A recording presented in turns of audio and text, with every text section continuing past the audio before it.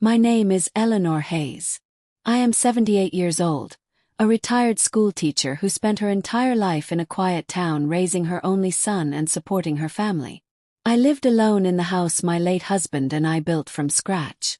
That house was more than just walls and a roof. It held my memories, my pain, and my triumphs. But on the night everything changed, those memories almost ended with me. The gun's cold barrel pressed against the back of my neck as I knelt on the wooden floor of my living room.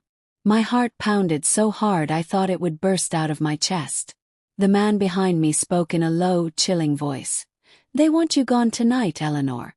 They offered me enough money to disappear forever after this." His words were sharp, almost rehearsed, and they froze my blood. I could barely breathe as my eyes scanned the room for anything.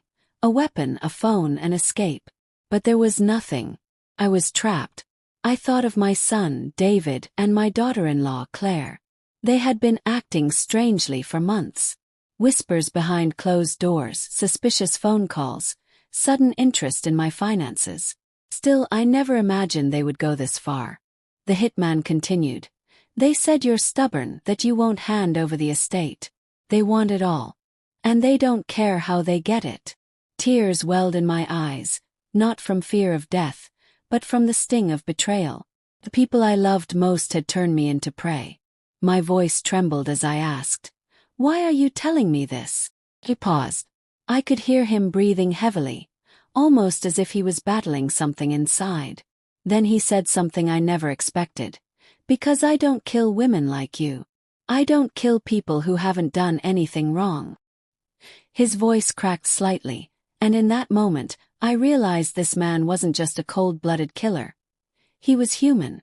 Suddenly, he pulled me up from the floor and looked me in the eyes. "They have no idea who they messed with. I'm not going to kill you, Eleanor. I'm going to make them regret ever calling me." His grip was firm. His eyes burning with a strange mix of anger and determination. I was too stunned to speak. My heart raced with a mix of fear and hope. What do you mean?" I whispered. He leaned closer and said, "I'm going to turn their own plan against them. But you have to trust me, no matter how bad it looks at first." The room spun around me as I tried to make sense of his words. A hitman hired to end me was now my unexpected ally. But why? What was his plan?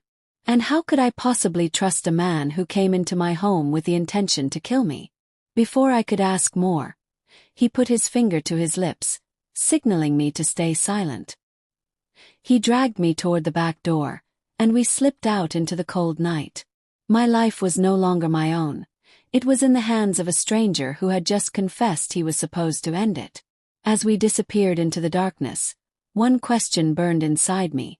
What would he do to my son and his wife? The night was only beginning, and I had no idea just how far this would go. Stay tuned for the next chapter, where the truth behind their betrayal begins to unfold, and the plan to turn the tables takes a dangerous turn. If you're shocked by what just happened, let me know where you're watching from and what you think Eleanor should do next. Don't forget to like, comment, and subscribe so you don't miss what's coming.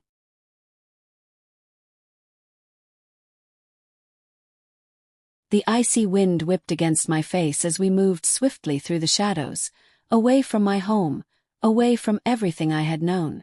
My heart pounded louder than my footsteps. The man, whose name I still didn't know, kept a tight grip on my arm, his eyes scanning the street for any sign of movement. My thoughts were spinning wildly. My own son had done this. My flesh and blood had hired a stranger to kill me for money. I whispered, "Where are you taking me?" My voice shook with both fear and anger. "Somewhere safe," he said in a hushed tone. "For now you have to trust me. You can't go back there. They'll check to make sure the job is done." His words made my stomach turn. So David and Claire expected me to be dead by morning. They would probably celebrate, maybe even toast to their new life without me. The thought tore at my heart. How did it come to this?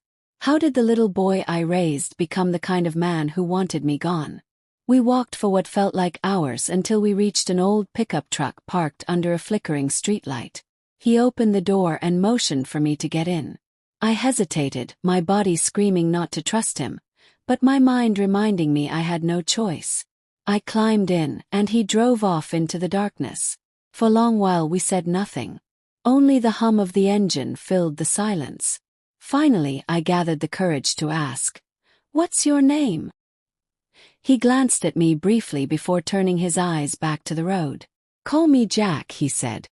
"Jack," I repeated softly, as if testing the name. Why didn't you just do what they paid you to do? You could have taken the money and disappeared." Jack's jaw tightened. "Because I'm not like that anymore," he muttered. "I've done things I'm not proud of, Eleanor. Things that still keep me awake at night. But I made myself a rule. I don't kill innocent people. When I looked at you, I saw someone who didn't deserve to die. And when I heard what they offered me to do this, I knew they were the real monsters." His words sank deep into my soul. He had a past, a dark one, but somewhere inside there was still humanity. "Do you have family?" I asked quietly. He gripped the steering wheel harder. "I had a sister," he said after a pause. "She was like you, kind, gentle. Someone hurt her, and I couldn't protect her. Ever since then, I swore I'd never let someone like you fall victim to cowards." I turned my face to the window, hiding the tears that slipped down my cheeks. Despite the fear, a small flame of hope flickered inside me.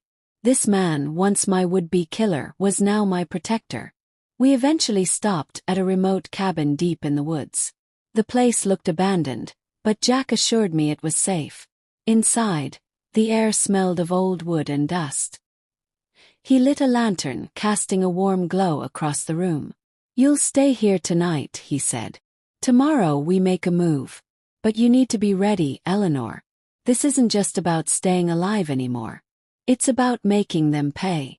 His words sent a shiver through me. I had never thought about revenge. All I wanted was to live my quiet life. But now I wanted answers. I wanted to see the look on my son's face when he realized I wasn't dead. I sat on the creaky bed, staring at the floor. "Why are they doing this to me, Jack? I gave them everything. I helped David through college, paid for their house, even gave them part of my savings. Why wasn't that enough?" Jack crouched down in front of me. "Greed, Eleanor. It's never enough for people like them. They see what you have, not what you've done. And when they can't take it with kindness, they take it with violence." His words were a dagger to my heart because deep down, I knew they were true. The night crept on, heavy with silence. I couldn't sleep. Every creak of the cabin made me jump. At one point, Jack sat by the window, watching the darkness outside like a hawk. I finally whispered, "What's your plan?" He looked at me with a hard stare. "First, we gather proof. I recorded everything they told me during the job offer. Their voices, their threats, it's all on my phone. When the time is right, we'll use it. But before that, I need to make them believe you're gone. They can't know you're alive yet." The thought of them celebrating my death made my blood boil, but I nodded. "Do whatever you have to do," I said firmly. The next day, Jack disappeared early in the morning, leaving me alone in the cabin with a promise he'd be back before nightfall. Those hours felt endless. My mind replayed every moment with David, every smile, every hug, every memory now twisted by the truth of his betrayal. How could a mother's love mean so little? As the sun dipped below the trees, I heard footsteps outside. My heart raced until Jack stepped inside. His expression grim. "It's done," he said. "They believe you're dead. I sent them proof." My knees buckled slightly. "What kind of proof?" "A fake crime scene photo. Don't ask how, I just made it look convincing. They think you're gone, Eleanor. And they're already planning how to split everything." The rage in me grew stronger than the fear. "What happens now?" Jack's lips curled into a cold smile. "Now we let them fall into their own trap." The firelight flickered in the cabin, casting long shadows on the walls. I could feel something awakening inside me, a strength I didn't know I had. They wanted me dead, but instead they had created a storm they couldn't escape. Little did they know, The woman they buried in their minds was coming back to haunt them. Stay tuned for the next chapter, where Eleanor's betrayal begins to unravel and Jack's dangerous plan takes shape. What do you think will happen when they realize Eleanor is alive? Comment below where you're watching from, and don't forget to like and subscribe so you don't miss the next twist. When I woke up the next morning in that cold wooden cabin, my body ached from the hard bed, but my heart ached more from the betrayal that kept replaying in my head. David, my only son, had put a price on my life. Every moment, the question tortured me. How could he do this to his mother? Jack returned just after sunrise, carrying a small bag. His face was hard, almost unreadable, but his eyes burned with determination. "It's starting," he said. "They're moving quickly. Your son already contacted a lawyer to transfer your estate. They think it's all theirs now." The words hit me like a knife. I clenched my fists, fighting back tears. "And Claire?" I asked bitterly. "She's happy to play the grieving daughter-in-law," Jack said with a grim smirk. "I overheard them laughing last night. Laughing, Eleanor. As if killing you was a joke." The pain in my chest turned to fire. "What's the next step?" asked my voice firm. Jack sat down across from me and laid out a map. "First, we make sure they keep digging their own hole. We let them think they're safe. While they're busy celebrating, we'll collect everything we need to destroy them. Bank records, conversations, proof of the hit. Then, when the time comes, we'll strike hard." I leaned in, my hands trembling slightly. "And how will we get that proof?" He gave me a small, almost mischievous smile. "With me playing the part they think I'm playing, the hitman who's still on their side." The thought of Jack walking back into their lives terrified me, but I knew he was right. They trusted him to kill me. They wouldn't suspect him of betraying them, at least not yet. That afternoon he left again, leaving me with strict instructions not to leave the cabin. "Stay out of sight. If they even suspect you're alive, everything falls apart." The hours crawled by. I kept thinking of David as a little boy, running through the yard, smiling with a joy that once warmed my heart. How had that sweet child grown into this cold man who wanted me dead? I almost broke down, but I reminded myself, I can't afford to be weak. Not now. Late at night, Jack returned. This time he brought something with him, a small recorder. He placed it on the table and pressed play. My blood ran cold as I heard my son's voice, clear as day. "She has no idea. By the end of the week it'll be done. Make sure it looks clean. We don't want questions.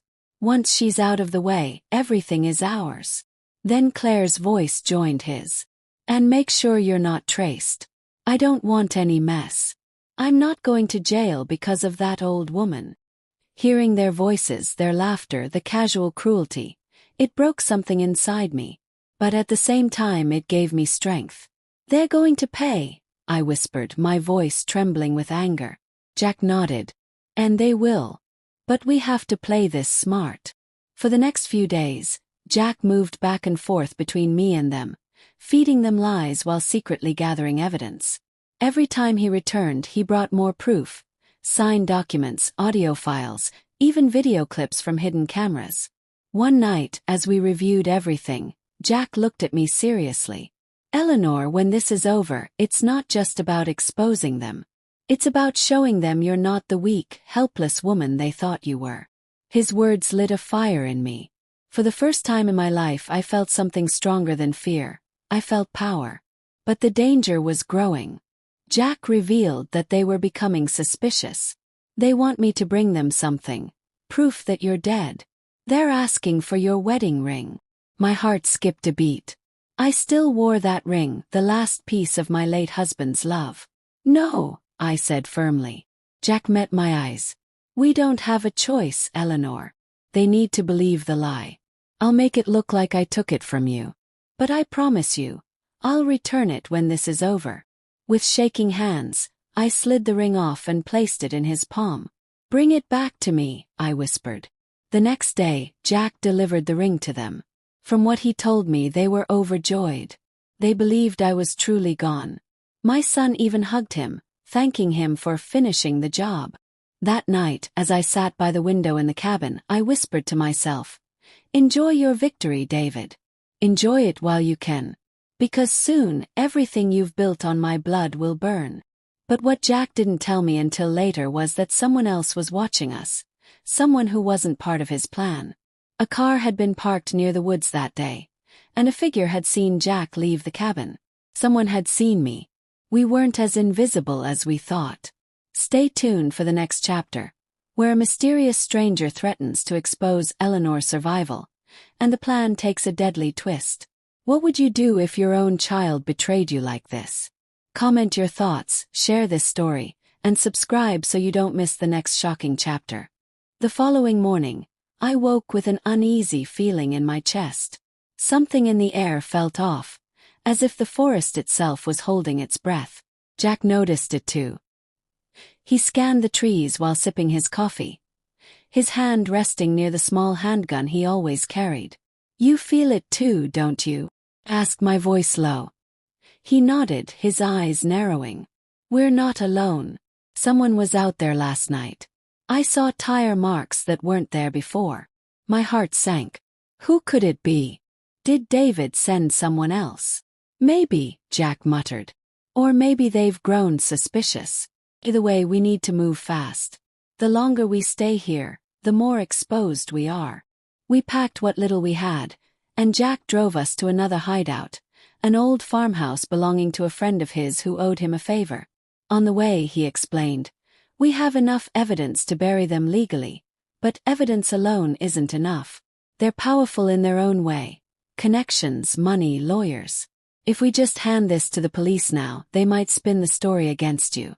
We need to catch them red-handed, with no way out." The thought of confronting my own son terrified me, but deep down I wanted it. I wanted him to look me in the eye and see the mother he tried to kill standing before him, unbroken. The farmhouse was more comfortable than the cabin, with working electricity and a view of the wide open fields. For a brief moment I almost felt safe. But the feeling didn't last long. That night, as I was preparing for bed, I saw headlights outside. My pulse raced. Jack grabbed his gun and peered through the window. "Stay behind me," he whispered. The car parked at a distance, its engine running. A man stepped out, his face hidden under a hood. He stood there for a moment, staring toward the house, before slipping something into the mailbox and driving away. Jack retrieved the envelope cautiously, opening it under the dim kitchen light. Inside was a single piece of paper with one chilling sentence. "I know she's alive." My knees buckled. "Who sent that?" I asked, panic rising in my chest. Jack's jaw clenched. "Someone who knows too much. This changes everything. They could use this to blackmail us, or worse, warn David." Fear gnawed at me, but Jack's voice was steady. "We stick to the plan. If anything, this proves we're close to the endgame." They're getting nervous. The next few days were a blur of tension. Jack doubled security, changing locations twice, always staying one step ahead. At the same time, he set the final trap. He convinced David and Claire to meet him in person to finalize the deal, promising them documents to transfer everything into their names. "They'll come," Jack told me, his tone cold. "Greed always lures them in." The meeting was arranged at an abandoned warehouse on the edge of town. Jack wired the place with hidden cameras and microphones. "This is where we catch them admitting everything," he explained. "And when they do, it's over." On the night of the meeting, I wasn't supposed to be there, but I insisted. "I need to see this with my own eyes," I said. Jack reluctantly agreed, hiding me in a dark corner of the warehouse where they couldn't see me. David and Claire arrived right on time, dressed in expensive clothes, their faces smug with the confidence of people who thought they had won. My stomach twisted seeing my son like that, a stranger wearing the face of the boy I once rocked to sleep. Jack greeted them coldly. "Got everything you asked for. But I need to hear you say it, just so we're clear. Why did you want her gone?" Claire rolled her eyes. "Why do you care? You were paid. She was in the way. That's all that matters." David smirked. "She was too stubborn. Wouldn't sign the house over. wouldn't give up control. We had no choice. Their voices dripped with cruelty, and every word stabbed at my heart. Tears streamed silently down my face as I clutched the wall to stay upright. Jack leaned in, his voice like ice. "So you admit you hired me to kill your own mother?" David chuckled darkly. "Of course. She's probably rotting somewhere right now. You did a good job." That was it. The confession was on tape. The plan had worked. But just as Jack was about to reveal the truth, everything went wrong. The hooded figure who had left the note suddenly appeared, stepping out of the shadows with a gun pointed at Jack. "Game's over," he growled. "Hand over the recordings." Now.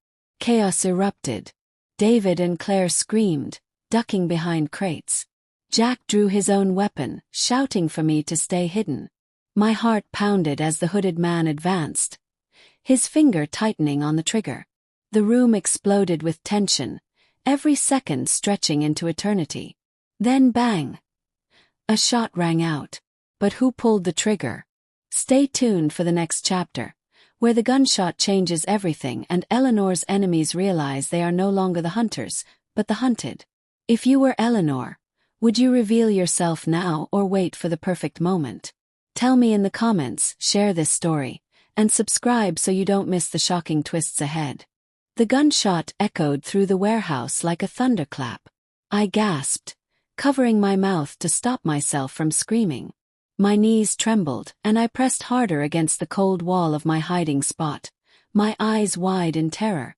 The smell of gunpowder filled the air. For a brief, suffocating moment there was silence. Then the hooded man stumbled backward, clutching his arm. Blood seeped through his sleeve. Jack had shot first. "Drop the gun!" Jack barked, his voice a mix of command and fury. The man groaned but tightened his grip, refusing to drop it. "You don't understand," he spat through clenched teeth. "They hired me too." The revelation sent a chill down my spine. They hired another hitman. My son and his wife weren't just greedy. They were paranoid enough to make sure Jack wouldn't betray them. Jack's face hardened. "And who do you think you're pointing that at? You're bleeding out, and I've got enough bullets to finish this." The hooded man hesitated, his breath ragged. I wasn't sent to kill you. They want me to clean up any loose ends. That includes you and her." His gaze shifted toward the darkness where I was hiding, making my heart race faster. Jack fired a warning shot, and the hooded man finally dropped his gun, raising his hands. "You think you're smarter than them," he sneered. "They'll never let her walk away alive. Even if you kill me, there'll be more." Jack kicked the gun away and tied the man's hands with a cable from one of the crates. "You talk too much. And now you're going to sit here and watch how this ends." David and Claire, who had been crouched behind the crates, finally stood up, their faces pale with shock. Claire's voice trembled as she shouted, "What's going on? Who is he?" Jack turned slowly toward them, his gun still in hand, his eyes blazing. "He's the insurance policy you paid for. Isn't that right?" David's face twisted with fear and anger. "This wasn't supposed to happen. You were supposed to get rid of her and disappear." Jack smirked coldly. "Oh, I got rid of her all right. But not the way you wanted. I couldn't hold back any longer." Stepping out of the shadows, my voice cracked as I said, "Hello, David." His eyes widened in horror. "Mom!" Claire gasped, stumbling back. "Impossible. You're supposed to be dead." I stepped closer, my trembling hands balled into fists. "Dead. That's what you wanted, wasn't it? You planned my death, celebrated it, and now here I am. You didn't just try to kill me. You killed the mother who loved you." David's face turned pale as he stammered.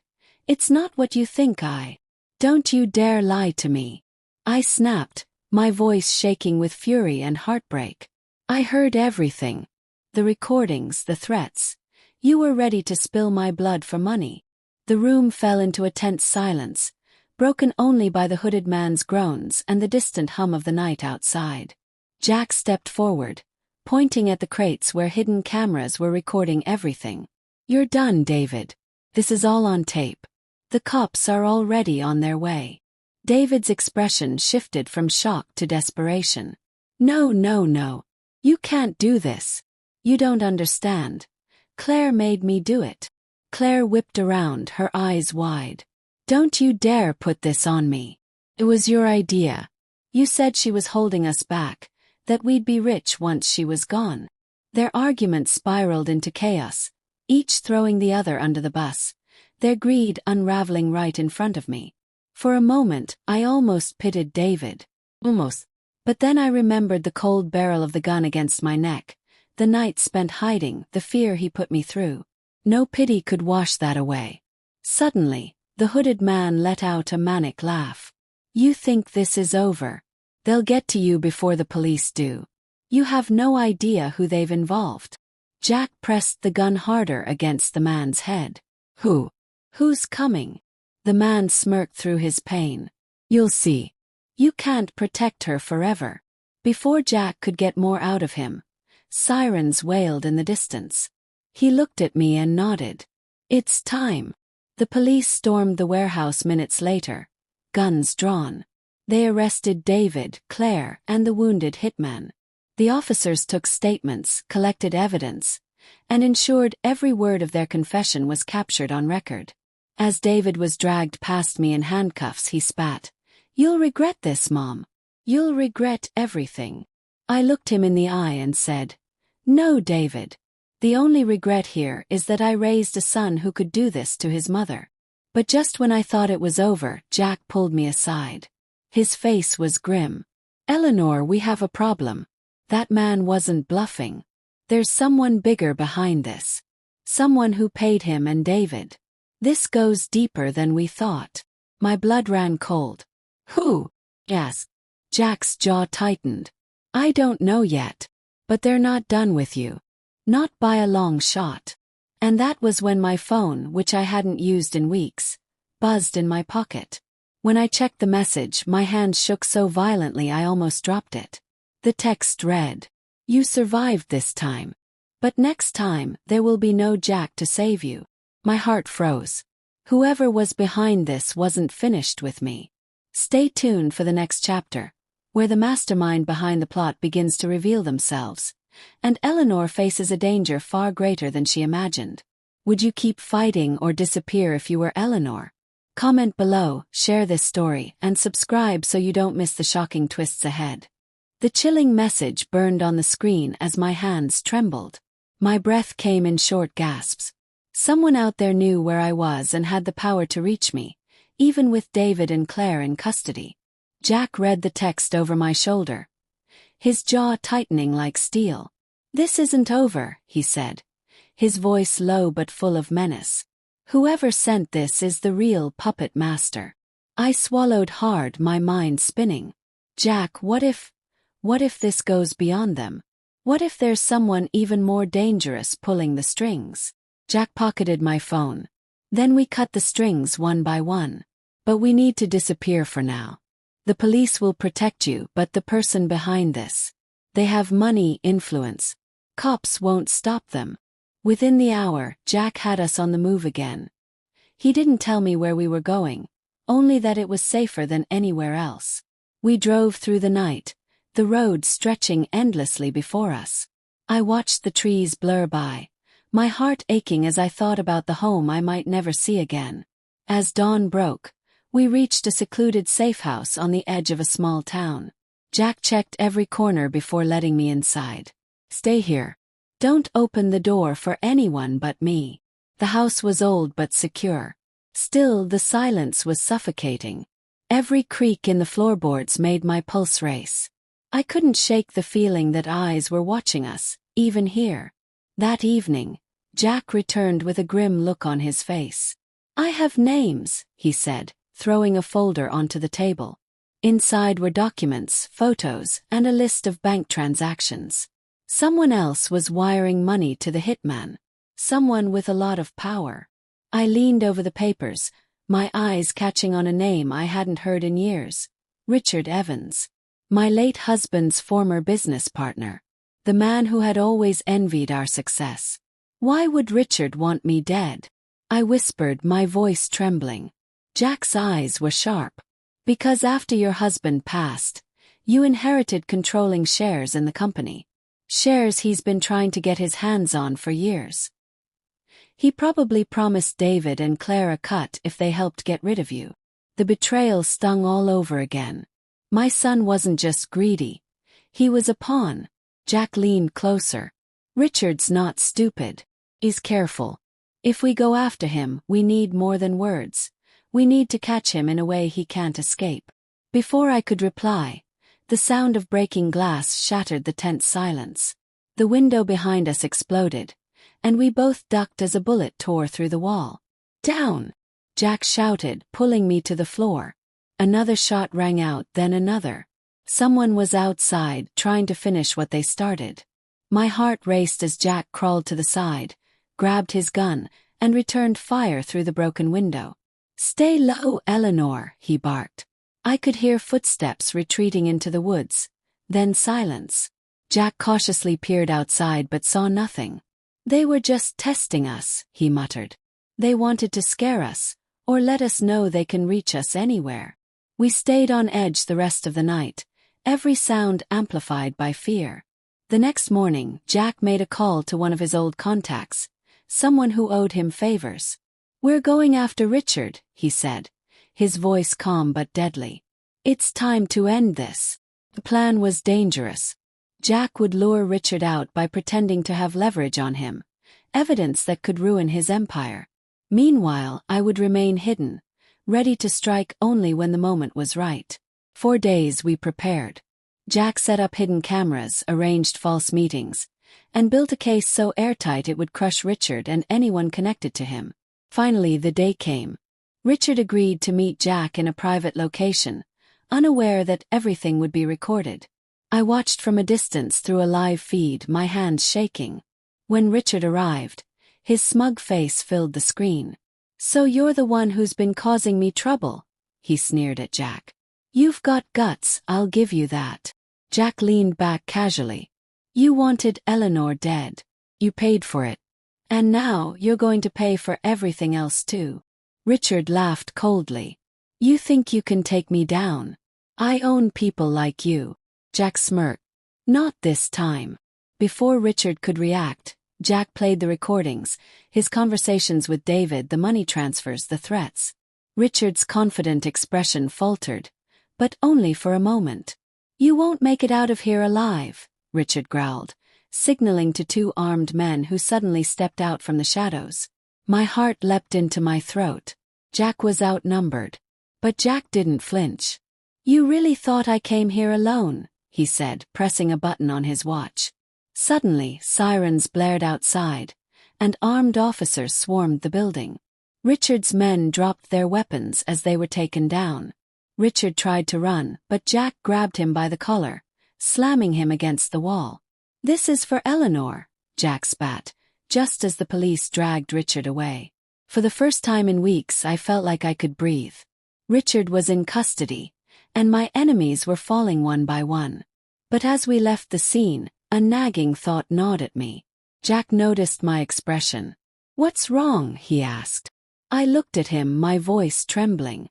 Richard may be gone, but he said he owns people. What if there's more? What if someone else is still out there? Jack's eyes darkened. Then we stay ready. Because I promise you, Eleanor, if they come for you again, they won't live to regret it. But that night, as I tried to sleep, a shadow moved outside the window. A voice whispered through the darkness, so faint but I heard it. This isn't over. Stay tuned for the next chapter, where a new enemy emerges from the shadows and Eleanor realizes the battle for her life is far from finished. Would you run or stand your ground if you were Eleanor? Share your thoughts, like this story, and subscribe so you don't miss the next heart-stopping twist. The whisper haunted me long after the shadow vanished. I sat up in bed, clutching the blanket to my chest as my heart thumped violently against my ribs. Jack burst into the room seconds later, gun drawn. I heard it, I said with a trembling voice. Someone was out there. He scanned the darkness outside, his eyes sharp as a predator's. They're watching us again. Whoever's left is smart. They're not coming in guns blazing. They want to break you first. But what they didn't know was that I was no longer the frightened woman they had hunted weeks ago. I had endured betrayal, murder attempts, and endless nights of fear. And through it all I had survived. By morning, Jack was already on the phone making arrangements. "We need to move again," he said. "If they know this place, they know everything." I packed silently, my mind spinning with memories of my son and the life I had lost. The pain was still there, but now it was fuel. They had taken enough from me. I wasn't about to let them take my life too. We drove to another safe house, this time an isolated property surrounded by tall fences and surveillance cameras. Jack explained, "This one belongs to an old friend. Nobody knows about it except me. If they find us here, it means we have a mole." The thought of a mole chilled me. Could someone inside the police have been bought? Or maybe Richard had allies who were still loyal even after his arrest. As days passed, I began to regain some sense of peace. Jack and I prepared evidence to strengthen the case against Richard and his accomplices. I even started writing down my story, everything from the moment the hitman appeared in my house to the chaos that followed. But the peace didn't last. One night the power went out suddenly. The house was plunged into darkness. Jack immediately pulled me to the floor. "They cut the power," he hissed. "Stay low." Through the window I saw faint red dots, laser sights. They were here. Shots shattered the silence, bullets splintering wood and glass. Jack returned fire, dragging me toward a reinforced panic room hidden behind the kitchen wall. The small metal door closed with a click, sealing us in darkness. My hands shook as I whispered, "How did they find us?" Jack's face was tense. "There's someone feeding them information. Someone close." We stayed in the panic room for what felt like hours. The attackers searched the house but couldn't breach the steel door. Eventually they retreated, leaving only silence behind. When it was safe, we stepped out. The house was riddled with bullet holes, furniture overturned, glass everywhere. I collapsed into a chair, shaking. "Jack, how many of them are there? How far does this go?" He crouched beside me. "Eleanor, this isn't just about Richard anymore. He was working with a network, a criminal organization that launders money through legitimate businesses. They saw you as a threat because of the shares you control. Richard's arrest has only made them desperate." The weight of his words pressed down on me. I was just an old woman who had loved her family, yet here I was, caught in a web of corruption and greed bigger than I ever imagined. Jack's phone buzzed. He answered, listening intently before hanging up. His face was grim. "The mole has been identified. Someone inside the police tipped them off about our location. They've been paid to keep tabs on us." My stomach churned. "So what do we do?" He looked me straight in the eyes. "We stop running. It's time to take the fight to them." The next day, Jack put his plan into motion. We set up fake documents, fake meetings, and a digital trail to lure the organization into a trap. The goal was to draw out their leader, the shadowy figure who had sent the text threatening me. As we worked, Jack taught me how to defend myself. I learned to handle a small pistol, how to stay calm under pressure. "You're stronger than you think, Eleanor," he told me. "They see you as weak, but that's their mistake." Finally, the bait was set. We arranged a meeting with the leader, posing as willing negotiators with evidence to trade. The meeting would be at an abandoned industrial site, a place with enough cover for the police to ambush when the time was right. That evening, as the sun dipped below the horizon, I stood in front of a mirror, staring at the woman who stared back. She wasn't the same Eleanor who had been on her knees with a gun at her head weeks ago. This Eleanor was ready to face the enemy. The site Jack and I waited. The air was thick with tension. Soon, a convoy of black SUVs pulled up. Men in suits stepped out, guns hidden under their jackets. And then he appeared, the man behind it all. He was tall, with slicked back hair and cold, calculating eyes. He smiled as he approached us. "Mrs. Hayes," he said smoothly, "you've caused quite the mess." My blood ran cold. This was the man who had ordered my death. Jack stood firm, ready to strike. The leader's men circled us, their hands on their weapons. "You have something of mine," the man said. "Give it to me, and maybe I'll let you live." Jack smirked. "You'll have to do better than that." Before the leader could respond, the sound of helicopters filled the sky. Police snipers emerged from hidden positions. The man's smile faltered as the trap closed in around him. But then boom! An explosion tore through the building, sending debris flying. The leader's men opened fire, chaos erupting everywhere. Jack grabbed my hand, pulling me to cover. Through the smoke, I saw the leader fleeing toward one of the SUVs. I knew this was my only chance. I ran after him, adrenaline surging through my veins. He turned, shocked to see me coming. "You should have stayed dead, old woman," he snarled, raising his gun. But before he could fire, Jack appeared from the side, knocking the weapon from his hand and slamming him to the ground. The police swarmed in, arresting him and his men. As the dust settled, I stood over the leader, breathing hard. "You tried to take everything from me," I said. "But you forgot, I don't break that easily." He glared up at me. "This isn't the end. Others will come for you." Jack pulled me away as the officers dragged him off. But his words echoed in my mind. Others will come. Even in victory, the shadow of danger still lingered. That night, as Jack and I sat quietly, he said, "It's almost over, Eleanor. But there's one last thing we need to do." I looked at him, my heart pounding. "What's that?" He leaned in. "Finish this once and for all. And to do that, we'll have to go where it all started." Stay tuned for the next chapter, where Eleanor returns home to face the final remnants of the conspiracy, and learns a shocking truth about who orchestrated everything from the very beginning. Would you fight to the end, or would you disappear forever if you were Eleanor? Tell me in the comments, share this story, and subscribe so you don't miss the explosive next chapter. When Jack said we had to return home, my stomach twisted. Home was no longer the safe haven it used to be. It was the place where the betrayal began, where the hitman first appeared with death in his eyes. But if this nightmare was to end, I had to face it. The drive back to my house was silent. Jack kept his eyes on the road, his jaw clenched. I stared out the window, my heart heavy with memories of the life I had before all this. As we pulled into my street, everything looked eerily normal. My garden was overgrown, the paint on the porch chipped, but it was still my home. Jack parked the car a few houses away. "Stay close," he said.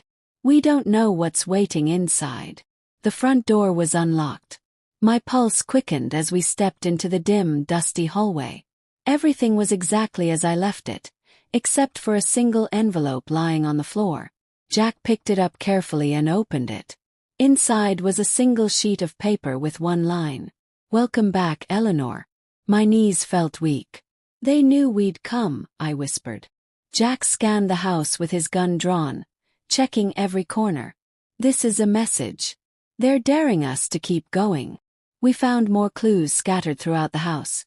Photographs of me, notes that simply read "You can't hide forever," and a small black device taped under the kitchen table. Jack ripped it off. A tracker. They've been following us all along. The realization chilled me. Someone close must have planted it before we left the first time. That meant our enemy still had eyes everywhere. Jack smashed the tracker and tossed it aside. "We'll use this against them. Let them think they still have the upper hand." That night we stayed in the house. It felt like sleeping in a lion's den, every shadow looking like danger. Jack barely slept. He sat by the window watching. I couldn't stop thinking about the text messages, the whispers, the leader's words before he was taken away.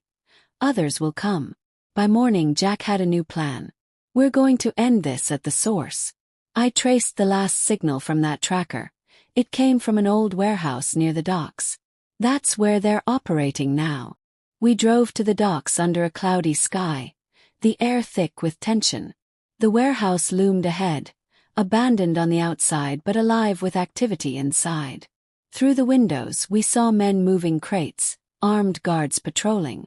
Jack handed me a small earpiece and whispered, "Stay behind me. Do exactly as I say." We slipped inside through a side entrance. The smell of oil and metal filled the air.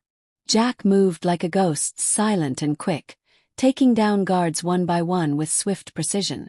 My heart pounded as I followed closely, clutching a small pistol he had given me. As we crept deeper into the warehouse, we heard voices. A man stood in the center, speaking into a phone. He wasn't just any man. He was the same one who had sent the text threatening me. He turned, and my blood ran cold. It was Detective Harris, the officer who had been assigned to protect me after the initial arrests. The very man who swore to keep me safe had been feeding information to my enemies all along. Jack's face darkened. "You," he growled. Harris smirked, completely unfazed. "Ah, Jack. And Eleanor. You just don't know when to stop running, do you?" My voice trembled with fury. "You were supposed to protect me." He chuckled. "Protect you? I was paid more in 1 week by Richard's people than I'd make in 5 years as a cop. You were just an old woman standing in the way of something much bigger. You should have stayed dead." Before he could raise his weapon, Jack fired first, hitting him in the shoulder. Harris fell to the ground, clutching his arm, but even wounded he laughed. "You think killing me will stop this? There's a list. Your name is at the top, Eleanor. They won't stop until you're gone." Jack pulled me back as reinforcements stormed the warehouse. Bullets flew everywhere. We ducked behind crates, returning fire. My hands shook, but I managed to fire when one of the men came too close.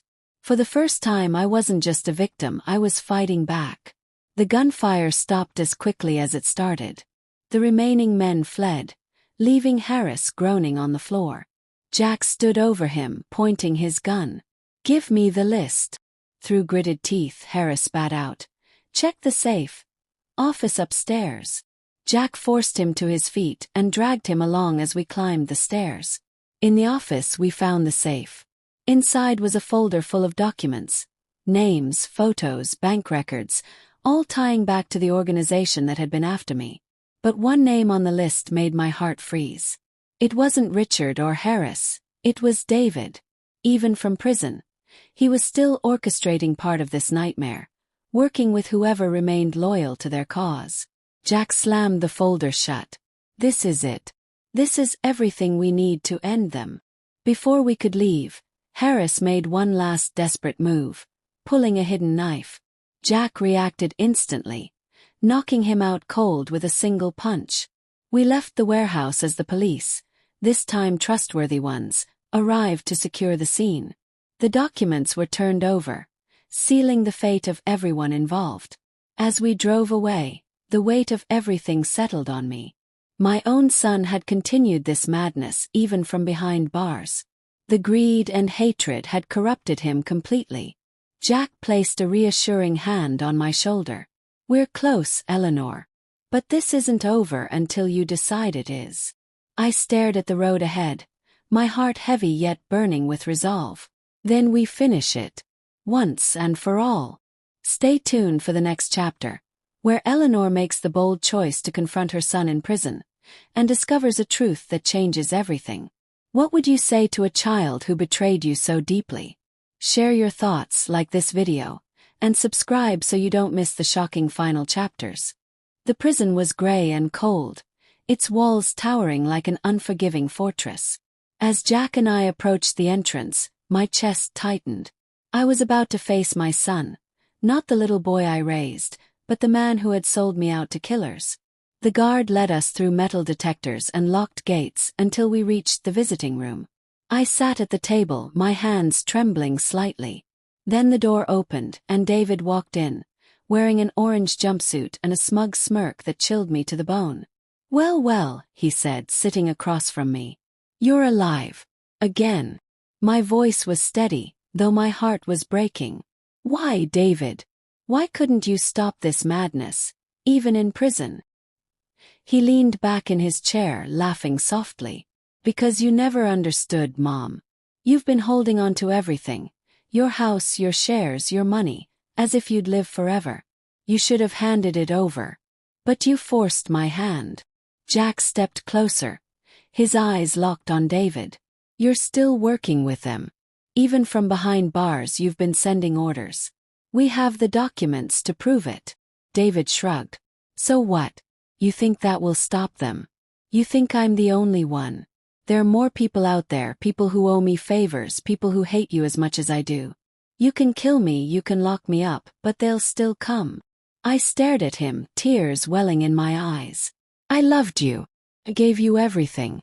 And this is what I get in return. For the first time, a flicker of guilt crossed his face, but it vanished as quickly as it came. Love doesn't pay bills, Mom. Power does. Jack slammed a folder onto the table, spilling photos and records of the organization's crimes. Power. This is the end of your power. Everyone connected to you is going down. David's smirk faded slightly. You're making a mistake. If you go after them, they'll kill her. They'll kill you both. His words hung heavy in the air. Who? Asked, my voice shaking. David leaned forward, his eyes gleaming with cruel satisfaction.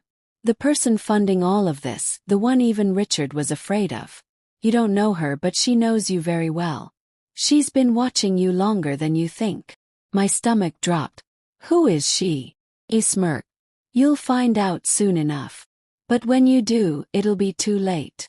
Before I could press him further, guards dragged him away.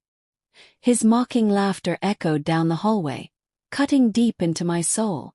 Outside the prison, Jack looked grim. He's protecting someone. That's why he's so confident. I swallowed hard. Then we find her before she finds us. For days, Jack worked tirelessly, tracking down leads from the documents we took from the warehouse. Each clue pointed to the same name, Isabella Cross, a wealthy investor with ties to multiple shell companies. On paper she was clean, but beneath the surface she controlled everything, including the network that had been trying to kill me. Jack explained. Isabella was Richard's silent partner. She bankrolled the whole operation. And she's ruthless. If David warned us, it's because he knows she's far more dangerous than he ever was. The plan to confront Isabella was risky. Jack arranged a meeting under the guise of a business deal. She'll come, he said. Her ego won't let her stay in the shadows. The meeting was set in a luxurious hotel suite overlooking the city. I wore a simple black dress, my hair pinned back, every nerve in my body buzzing with fear and determination. When Isabella arrived, the room seemed to darken. She was elegant, poised, with sharp eyes that missed nothing. She smiled coldly as she approached me. So you're Eleanor, she said, her voice smooth as silk. You've caused me quite the headache. I held her gaze. You've been trying to kill me. Why? She tilted her head. Because you're in my way. I wanted your shares, your estate, your silence. But instead, you've become a problem. Jack stepped forward. This ends tonight. We have enough evidence to bring you down. Isabella's smile widened. Evidence means nothing when you control the people who use it. You think I'm afraid of a few papers. My voice trembled, but I stood firm. You should be afraid of me. You took my son, my peace, my life. And I'm not running anymore. For a moment, Isabella's expression hardened. Brave words for an old woman. The tension in the room was suffocating. Then, in a swift motion, she reached into her purse. Jack drew his gun instantly, shouting, "Don't move!" But Isabella only pulled out a phone, holding it up. I could end you with one call. Want to see how far this goes? The air crackled with danger as she pressed a button, sending a signal to someone outside. The sound of footsteps filled the hallway. Her men were coming. Jack grabbed my arm. We need to move. Now. As we ran toward the emergency exit, I glanced back. Isabella stood there calmly, watching us with a chilling smile. Her voice echoed after us. Run while you can, Eleanor. The next time we meet, it will be the end. The chase had begun. Stay tuned for the next chapter, where Eleanor faces the final showdown with Isabella Cross and delivers justice in a way no one expects. If you were Eleanor, Would you confront Isabella head-on or vanish into the shadows? Comment your thoughts, share this story, and subscribe for the explosive conclusion in the final chapter. The night after our escape from the hotel, I didn't sleep. I sat in the corner of our hideout, clutching the documents we had gathered, my heart heavy but resolute. This was it, the final fight. I knew Isabella wouldn't stop. She had power, money, and people willing to die for her. But she underestimated one thing, me. Jack leaned against the wall, cleaning his gun. "Tomorrow it ends," he said firmly. "We have one shot to bring her down, Eleanor. Are you ready for this?" I looked up at him, my eyes burning with determination. "I've been ready since the night she sent that man into my house. This isn't just survival anymore, Jack. This is justice." Jack had arranged everything carefully. He leaked false information to Isabella's network, making her believe we would be alone at an abandoned airfield, trying to flee the country. In reality, the police, federal agents, and a small team of Jack's trusted contacts would be waiting, ready to strike. As dawn broke, the airfield stretched before us like a barren stage waiting for its final act. The wind howled across the empty tarmac. Jack checked the earpiece in my ear. "Stay behind me. No matter what happens, don't let her get close." The first black SUV arrived. Then another. Soon, a convoy of vehicles surrounded us. Isabella stepped out, dressed in white, her heels clicking against the concrete. Even here, she carried herself like a queen walking into her court. "Well, well," she said with a sly smile. "You didn't run after all."